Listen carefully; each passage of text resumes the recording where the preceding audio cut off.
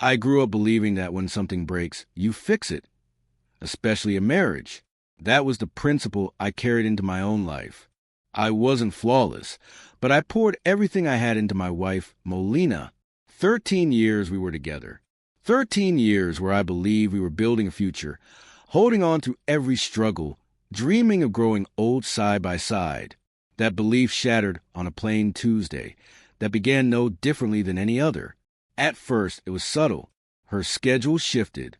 She started staying late at work. Her phone was always face down, always muted. She laughed at private messages but never shared them. Our good night kisses turned colder, mechanical. I told myself she was just tired, stressed. I asked gently, but she brushed me off with a weary smile, whispering, "I'm just exhausted, babe." I wanted to trust her, so I did, until the night she left her laptop open. She had gone to bed early, claiming a migraine. I stayed in the living room, watching a game, before heading into the study to send a quick work email. Her laptop sat on the desk, the screen glowing. A notification slid into the corner. It was from someone named Eli. The preview alone made my chest cave in. "Last night was incredible. I can still smell you on my sheets." I didn't click right away. I just stared, frozen, while everything inside me caved. My hands shook violently, my stomach churned, and the room seemed to tilt. Finally, I opened the chat history. What I found destroyed me. They had been talking for months. Shared photos, exchanged videos, planned hotel meetups. They spoke in a private language that shut me out entirely. She told him things she had never told me. Her secrets, her dreams, her body, her heart. This wasn't just an affair. It was a life she built where I didn't exist. I shut the laptop. I didn't wake her. I didn't rage or cry. I sat on the couch until dawn hollow. My eyes burned, but no tears came. The next morning, I cooked her breakfast like I always did.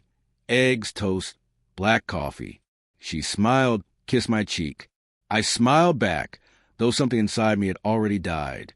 I went to work as though nothing was wrong. But every minute, the images replayed in my mind, her hands on him, the hotel sheets, her voice whispering words that used to belong to me. I kept silent for 3 days. I don't know why. Maybe part of me wanted it not to be true. Maybe I was waiting for the right moment. But deep down, I was bracing myself, preparing to end it. Saturday arrived.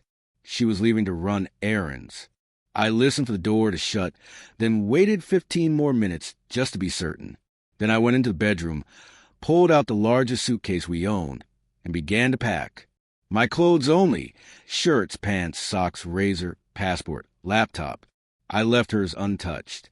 I slipped off my wedding band and set it on her pillow. That's when I heard the door creak open.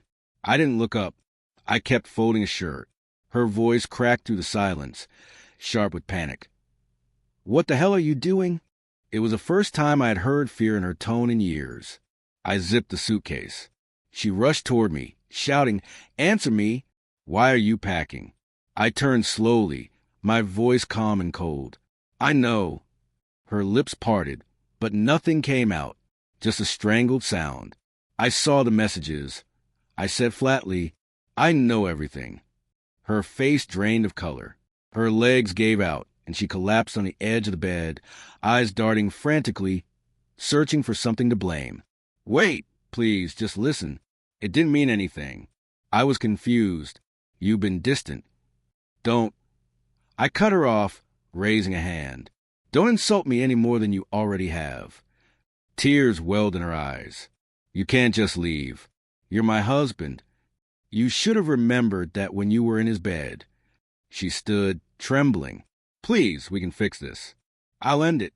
I swear I'll do anything." But the woman begging in front of me wasn't the same person I had built a life with. That version of her had died the moment she let another man touch her the way only I was meant to. I lifted my bag and headed for the door. As my hand touched the handle, her voice cracked behind me. "Don't you dare walk out on me like I'm nothing." I paused, then whispered the truth I hadn't spoken in years. "You already made me nothing." And I left. I didn't go to a friend's house. I didn't check into a hotel. I just drove. Hours passed.